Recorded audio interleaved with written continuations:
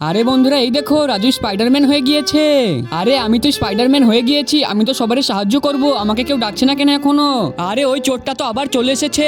আরে এবার তুমি কোথায় যাবা? আরে আমি এখন পালিয়ে যাই। আরে আমার মানিব্যাগ দাও, মানিব্যাগ দাও। আরে কেউ তো বোধহয় বিপদে পড়েছে, জলদি করে যাই। আরে চোর চোর, আরে আমি এখনো কি করছি? স্পাইডারম্যানের মতো জলদি করে চলে যাই, দিয়ে ওকে বাঁচিয়ে নি।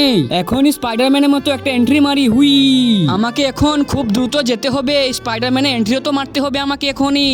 এই তো আমি চলে এসেছি, টিকিস। এই তো আবার টিকিস, এই টিকিস টিকিস, হুই।